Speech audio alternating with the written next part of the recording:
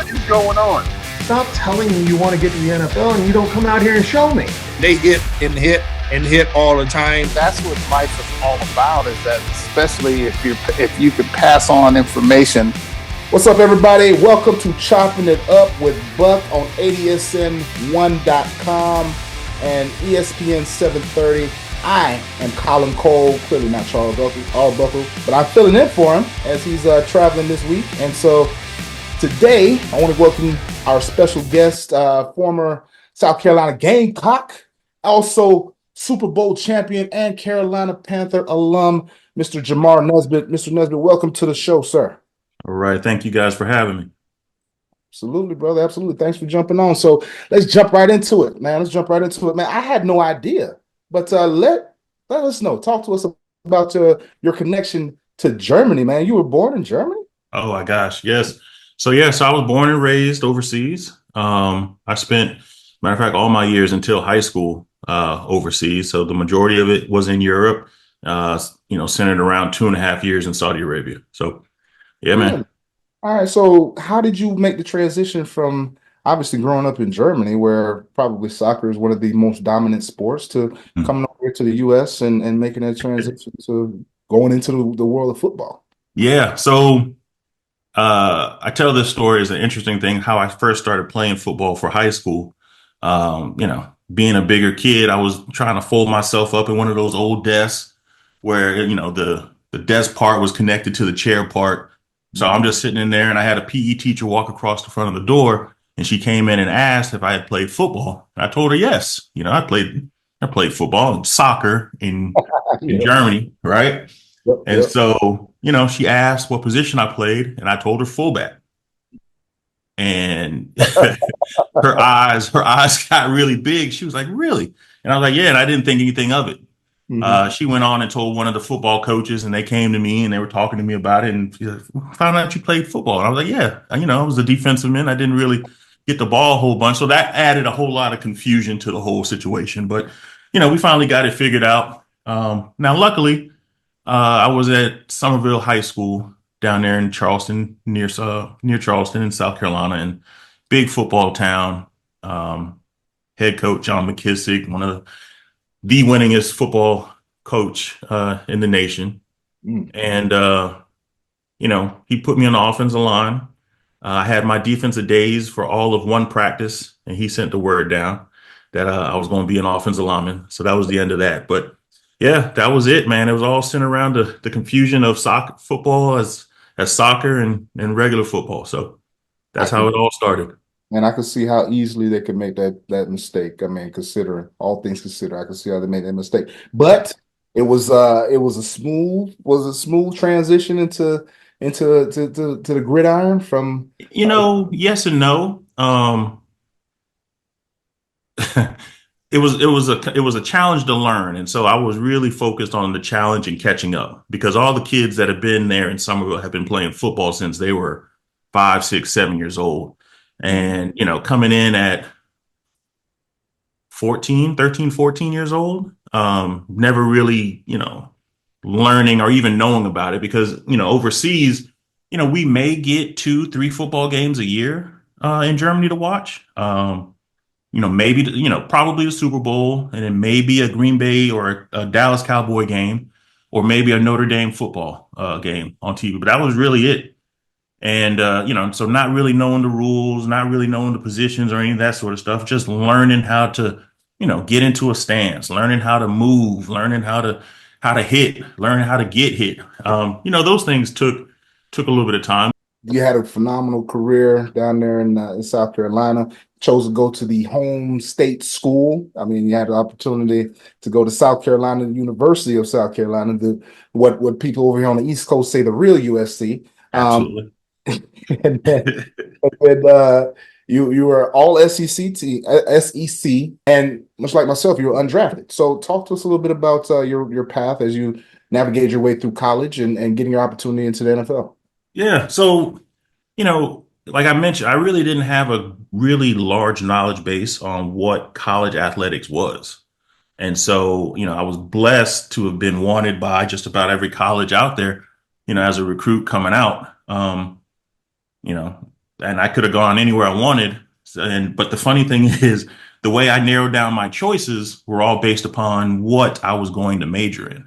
It had nothing really to do with the football portion of it because I didn't know anything about that.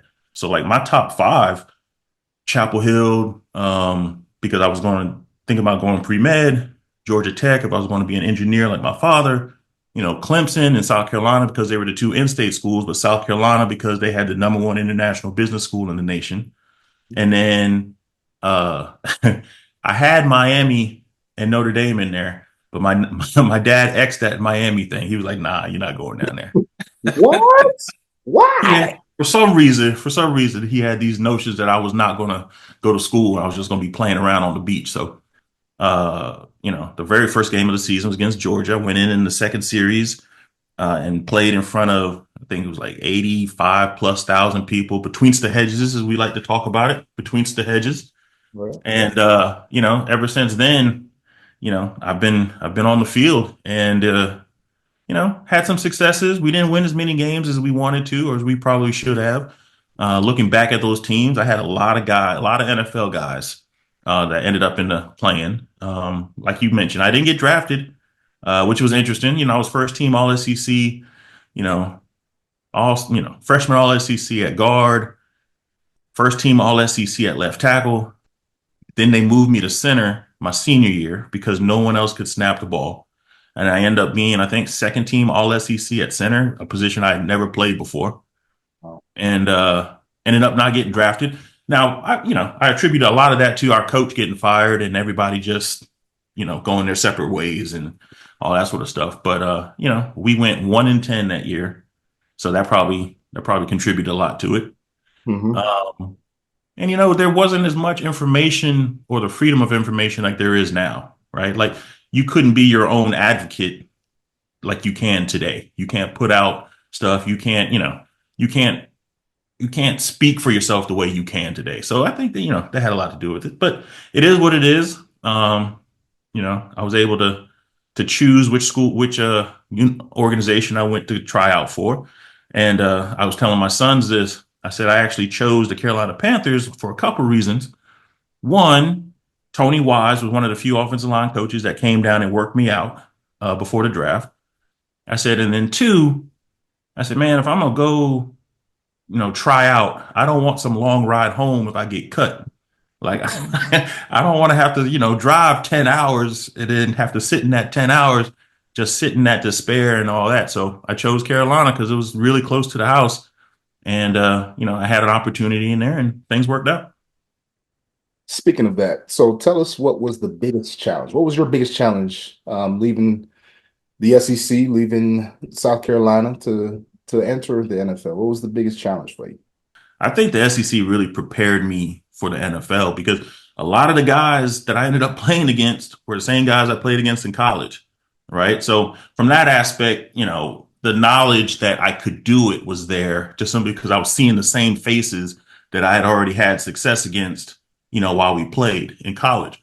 So it was getting in touch and understanding that business portion of the game was a big thing. And then, I got lucky and unlucky coming to Carolina because it was an expansion team and it had a lot of vets. So I was lucky from the standpoint, like those vets took me under their wing once they figured out that, there was something to me a little bit.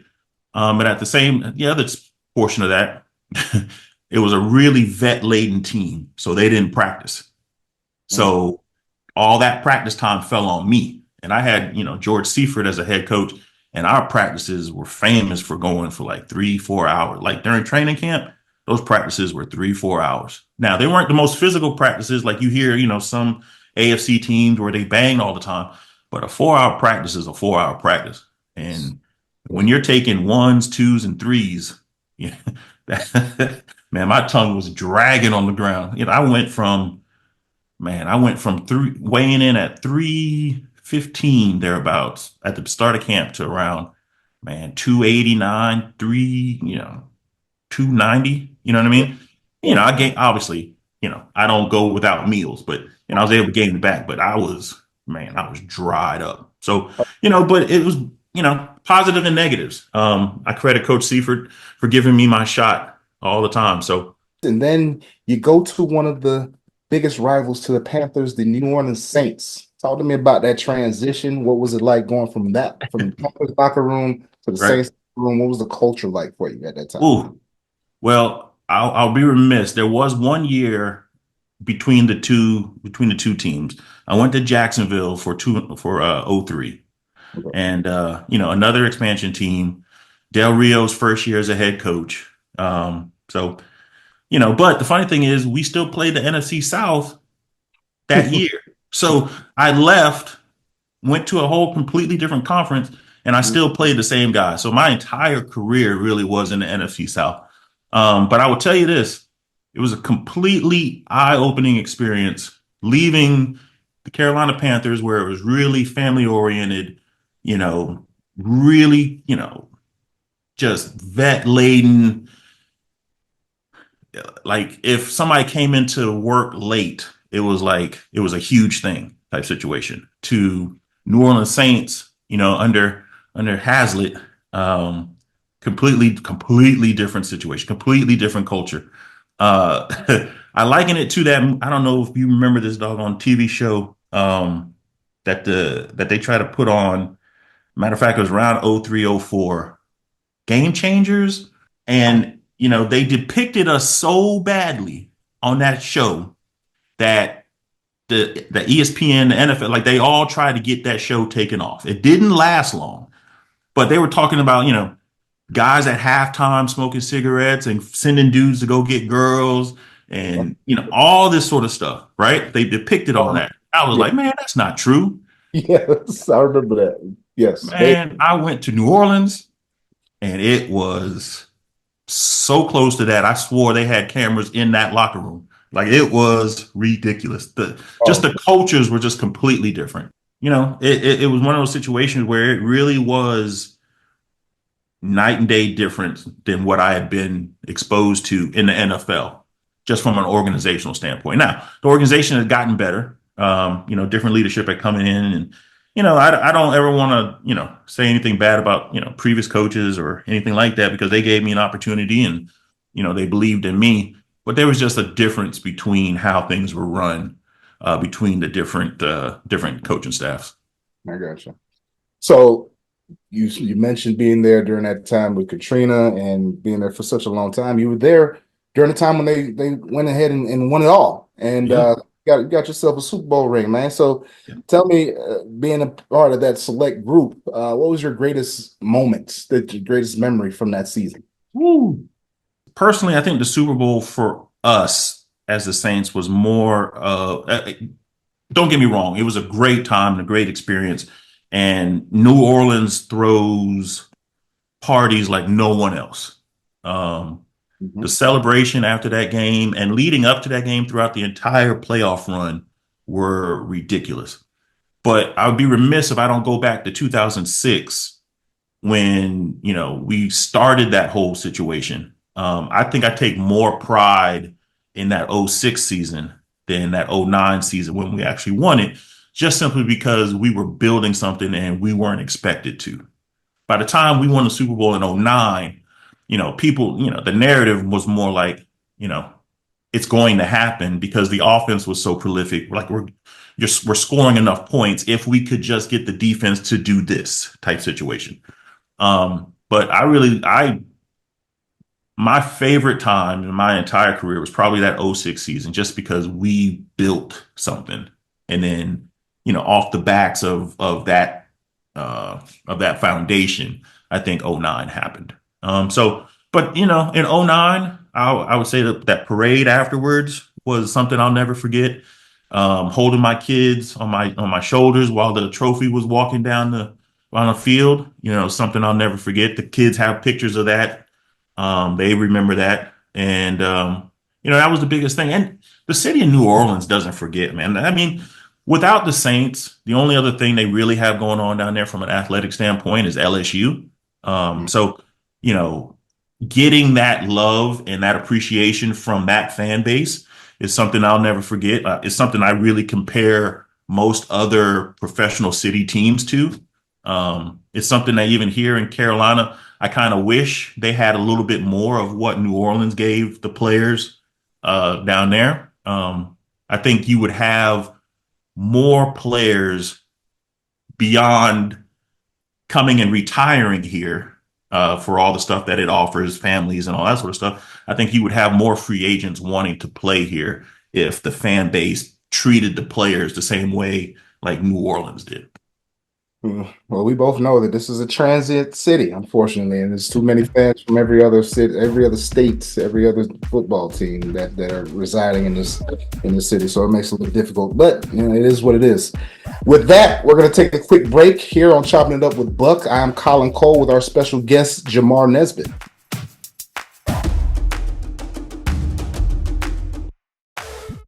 At Heslop Wealth Advisors, our goal is to help small businesses develop quality retirement plans for their employees.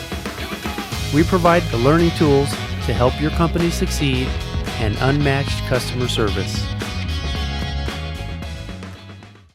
Welcome back to Chopping It Up with Buck. I am your guest host, Colin Cole, and I'm here sitting with our special guest, Mr. Jamar Nesbit. Mr. Nesbit, thank you again for joining us, and we're going to jump right back into this thing, man. With so many rule changes in sports, sometimes it makes the process difficult to navigate without hitting a landmine at times. For you, some confusion led to a suspension and prompted you to file lawsuits. So yeah, I got caught up in a situation where I took something trying to lose weight.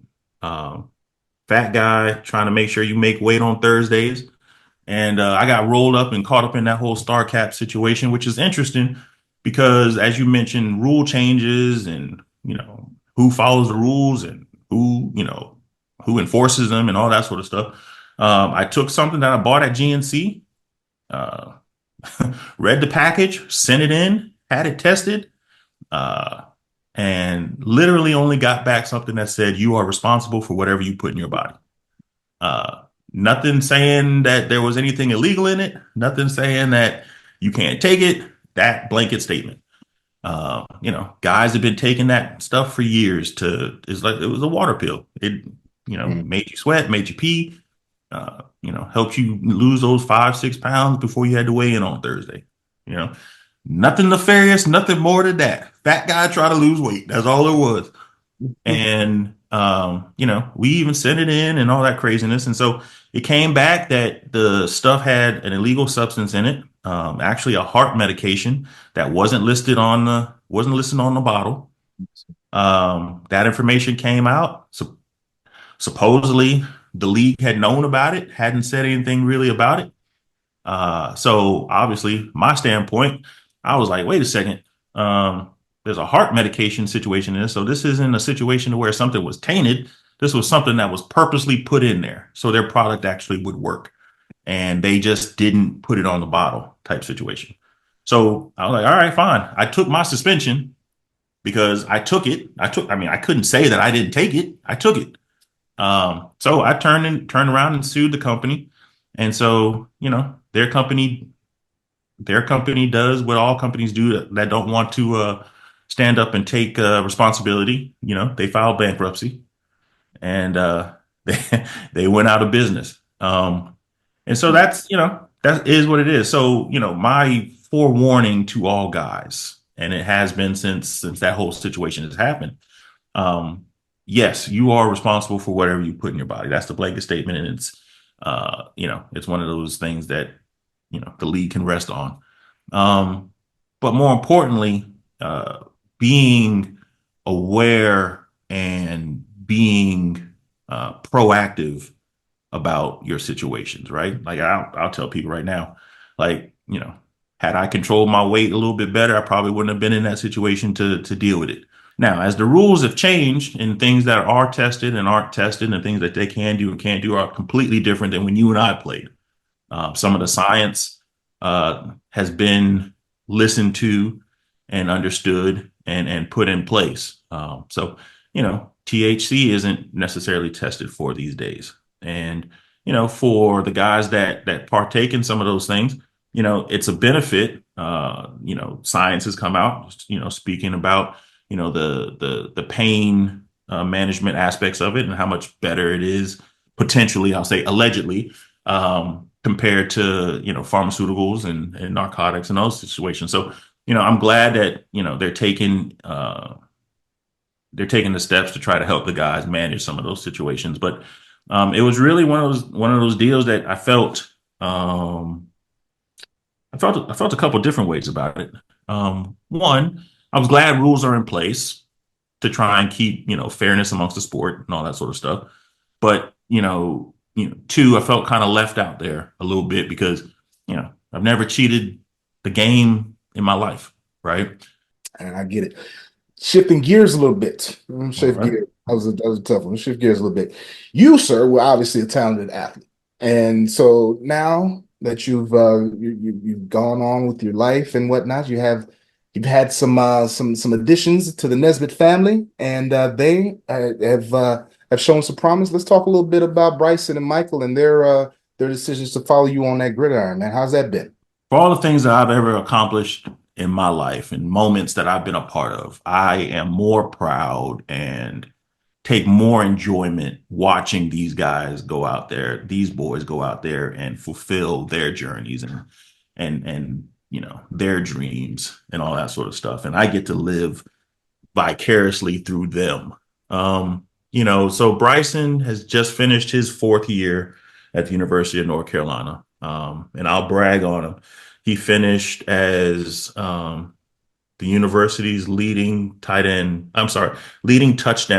maker for tight ends in the history of the university. So I will brag on him. Absolutely. Congratulations. That's dope. Yeah. And so he probably would have really been able to put it out of reach this year. Unfortunately, he got hit, came down wrong, had to have surgery on his wrist this year. But, he's really one of those hybrid, what I like to call the new tight end. My boy is 6'6". He's probably right around 240, hopefully be around 245 by the time the combine comes. He's fast. He can jump out of the gym. He's a former basketball player, and he catches pretty much everything that's in his long armed reach. So Michael is at Brown, which is, amazing in itself. He's, fighting through the academic portion that is Ivy League, and trying to understand the difference between football that he's used to and Ivy League football, because there is a difference. Absolutely. There is a difference, and so he's getting used to that. He's a wide receiver as well. I should say he's a wide receiver. Bryson's a tight end. He's 6'4", probably about 205 now. And he's a great athlete. If I had to rate the two of them, he's probably way more athletic, or he's probably the most athletic person in the house. I will tell any dad, if you have the opportunity to coach them in high school, take it. I coached my boys through high school. And other former players, if you have the opportunity to coach your kids through high school and to help them through that, it is going to benefit you guys. One, obviously the whole recruiting thing, but two, as a parent, you are going to get a front row seat to who your kids hang out with. And you're going to get a front row seat to the different things that they have to deal with in high schools and at their age, because it's completely different than what we're used to. How has your wife's efforts with transitioning to the life of normalcy helped you? And is your life today as fulfilling as being on the big stage? Let me say this first. My wife is amazing. And I will say this, the transition, it's stereotypical, right? I mean, because you go from a situation where your day is so regulated, and I shouldn't even say your day, your life is so regulated. I really think that we just kind of, embrace the challenge of being parents and using the kids to kind of help with that transition, because, we had two little boys that were making that transition the same as we were. I'll tell parents and whoever's listening, I'm sure parents understand. Hell, a lot of your friends or a lot of the people that are parents to your kids' friends become your friends, right? So hell, our kids were probably the best conduit for us Man, that's dope, man. I appreciate your candor and being honest, because the transition is real, and we all have to find our own path forward as it pertains to leaving, like you said, a job or a career and finding a whole totally new direction. So, with that, all right, it's time for the 2-minute drill. So strap up, get ready as I go rapid fire with our guest Jamar Nesbit today. What NFL team that you played for during your career had the best food? New Orleans. I don't even have to think twice. It's New Orleans. Okay. What was your welcome to the NFL moment? Oh, geez. Listen, man, I told you guys I had a lot of vets, so I'm just going to list out the guys I went against defensively every day. I had Kevin Green, Reggie White, Sean Gilbert, Eric Swan, and Jason Peters. That's who I went against every day.